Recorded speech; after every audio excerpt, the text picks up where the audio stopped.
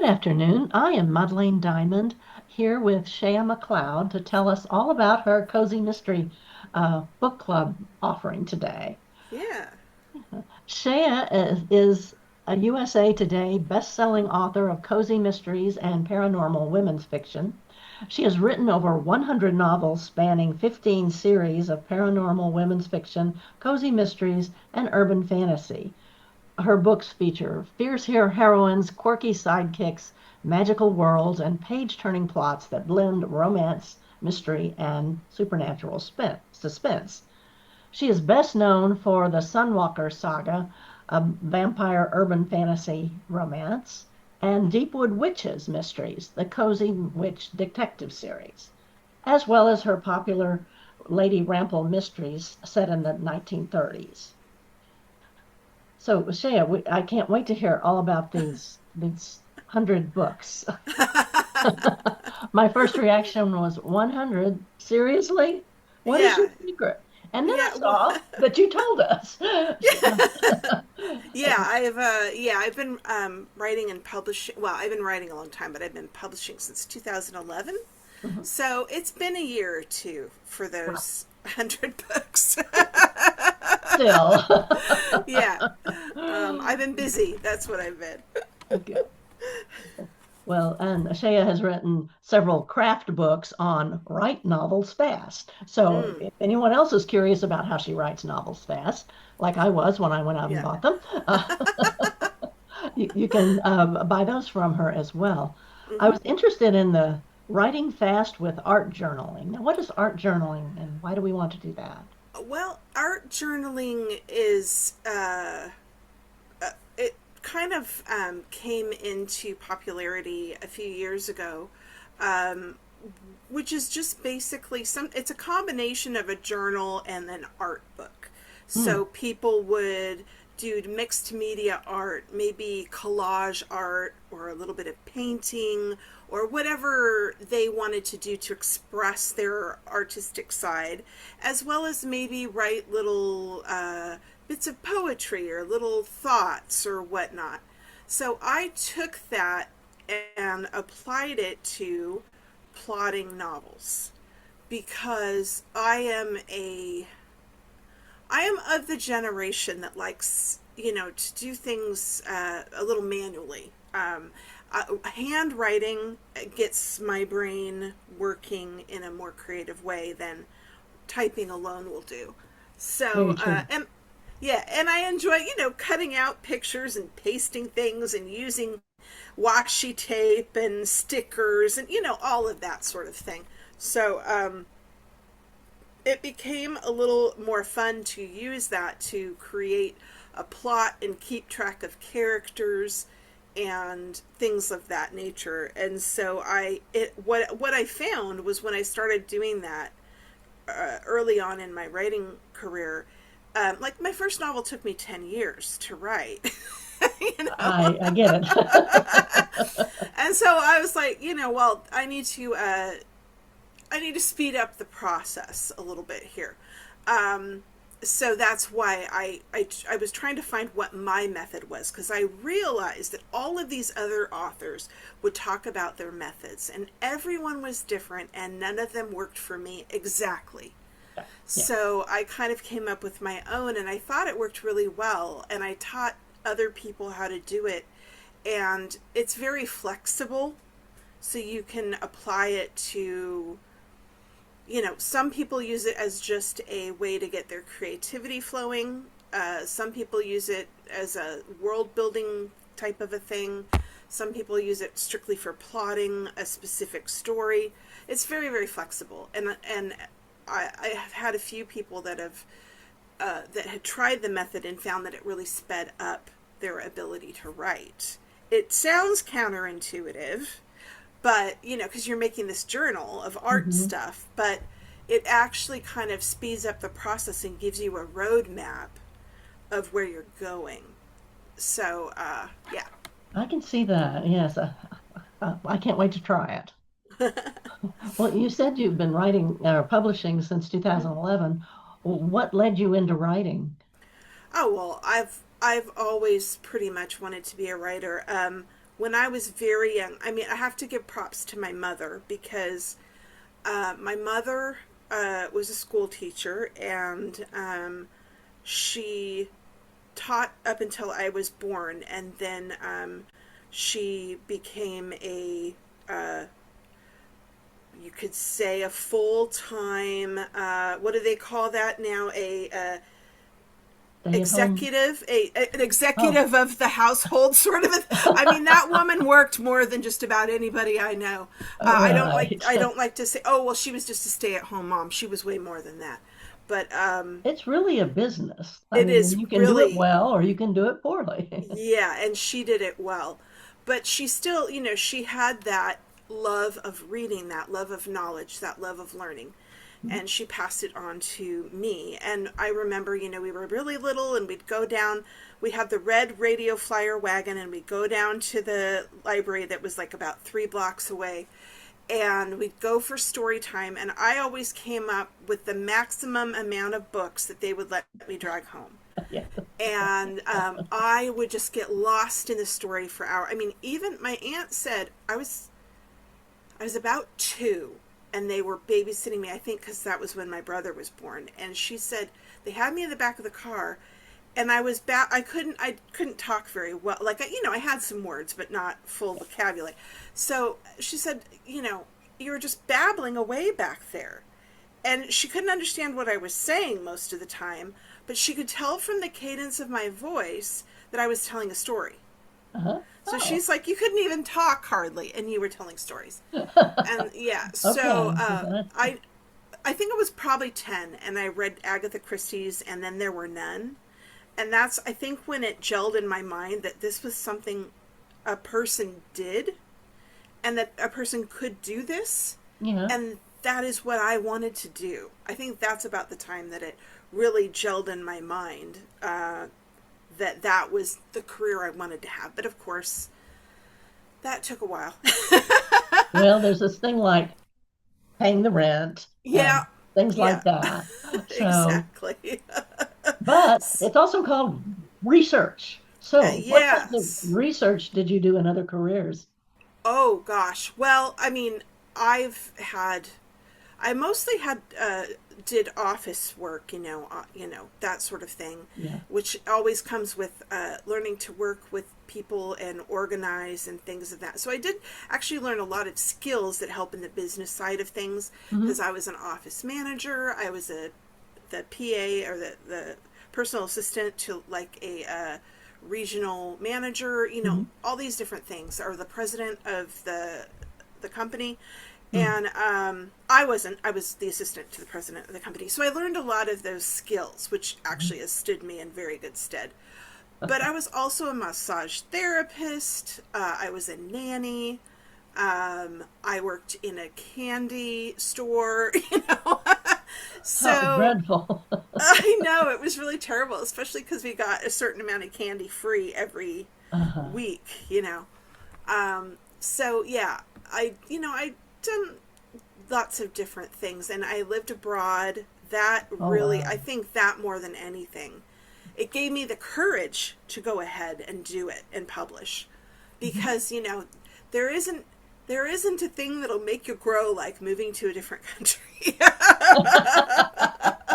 Well, if I can do that, I can do anything. Well, that's Um, true. That's, yeah. here's a So whole new world. Get used to it. exactly. Possibly a And whole new language, but well, in my case, it was technically the same language. I was in England, but if you think it's the same language, no, it's not. it's not. It's not. There were some communication difficulties at first until I got used to it, and the culture is slightly different. It's similar enough that but there's a lot of getting used to, and of course, I did when I was there. I did a lot of, um, you know, going to museums and historical play. I mean, there's history everywhere you look. So obviously, I did a lot of research for that, and of course, that shows up in Lady Rample because it wasn't even deliberate research. Most of the time, it was just life. Right. you know, but Uh, I did go to, of course, the British Museum, and things of that nature. And I've been up to Hadrian's Wall, and I've been to many a country manor house, which is always fun because I could always imagine a juicy murder at a manor house. Oh, yeah. Yes. Oh, well, that sounds like a lot of fun. It Yeah. was, for sure. Well, I did come to your work through the Lady Ramble series, Mm-hmm. and this is her cozy historical series that starts in 1932. Mm-hmm. But what made you hop over to historicals after so much success in these other genres?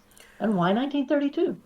Well, I so initially I'd been writing just like paranormal urban fantasy stuff, and I'd always wanted to write mysteries like kind of cozy-ish mysteries like Agatha Christie, and Mhm. I'd started with the my first attempt or my first series that I did was the Viola Roberts, which is this month's book.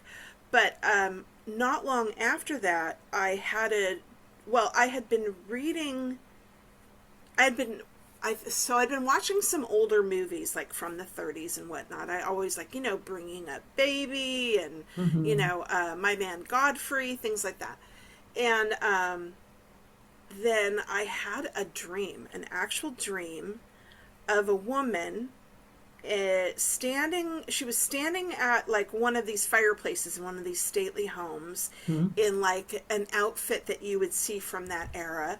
And she had a cocktail in one hand and a cigarette holder in the other hand, and it was like, it was sort of Catherine Hepburnish, Yeah. darling, why don't you hurry up, and sort of like, and then spread out on a bed. For some reason, there was a bed in this room because it was also a hotel. My dreams are very weird. Okay. Um, and there were two books, and and in my mind, I knew these books were bestsellers, and I was, so here she was, and I knew she was the character of my story. And literally, the title on the first book that was on that bed, spread out, was Lady Rample Steps Out. Yes, Okay. All that is. right. And so when I woke up, I immediately wrote it all down. Um, she was so real. She was like a real person, Lady Rample was, Hmm.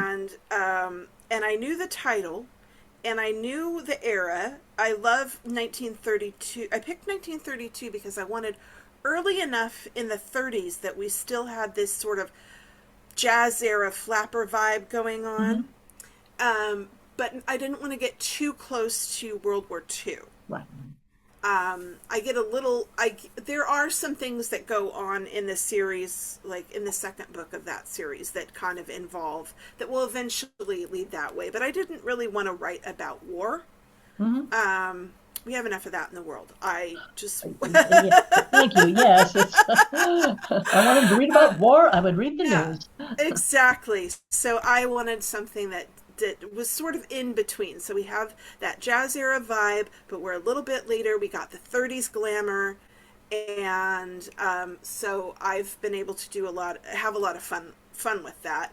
Mhm. In fact, I'm well, we'll talk about that later. But yeah, so that I guess that's why I picked 32, and that kind of fit with what I was kind of watching at the time. And then, of course, when I started publishing Lady Rample, there weren't many books set in the 20s and 30s for cozy Really? mysteries.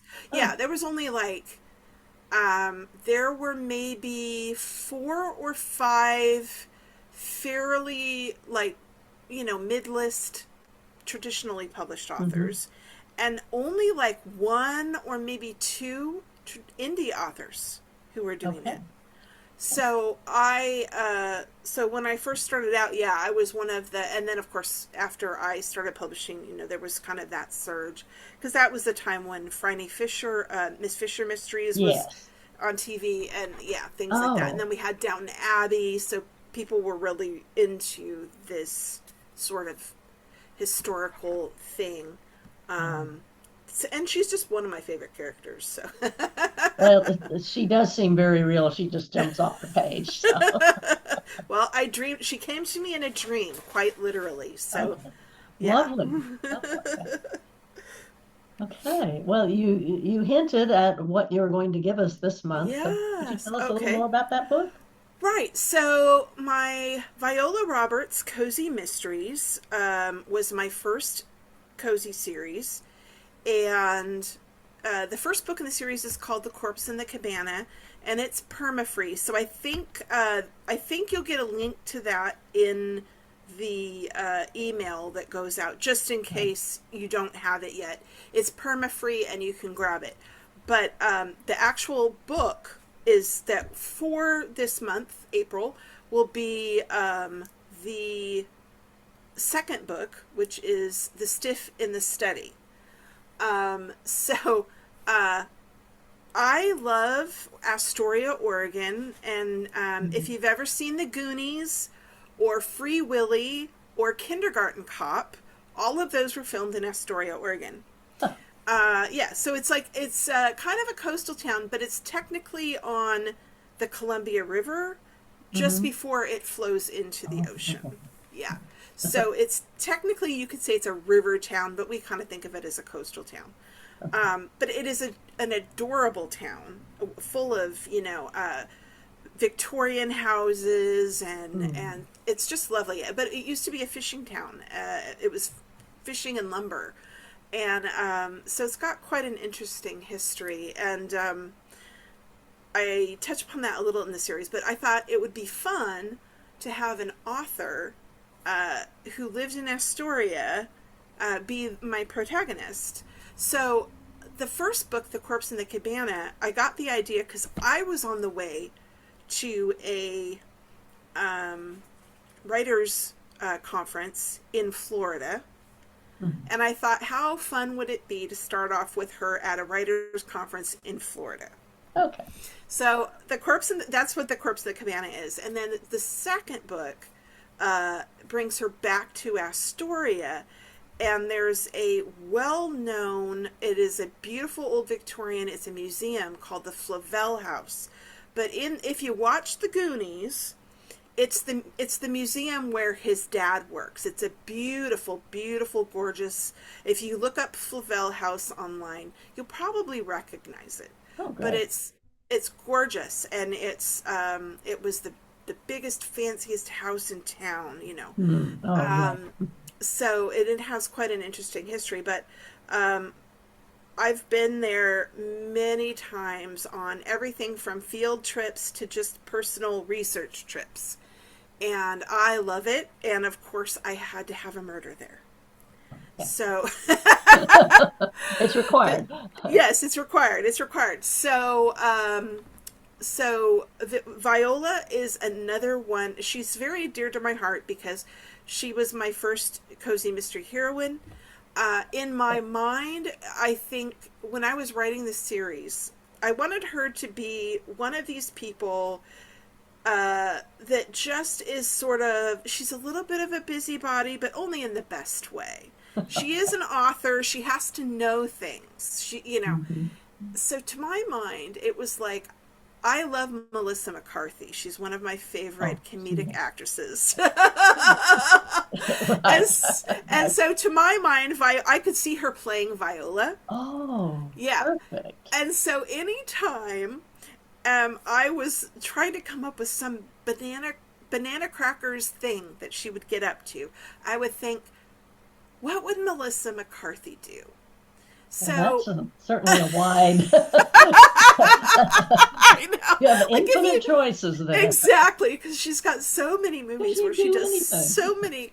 Yeah, so like she's does everything from getting stuck in a window after trying to get out of a house after she breaks into it to a slow speed chase through the streets of Astoria. Not a high speed chase, a slow speed chase. Right. So so yeah, it's a lot of fun. It's got humor. She's got a great group of friends around her. She gets involved in all kinds of strange happenings in Hmm. Astoria. But yeah, The Stiff in the Study. It's been a few years since I wrote it, But yes, there is a murder at the museum, and she, of course, has to get involved. And, much to the chagrin of the local police, of I would course. think, yes.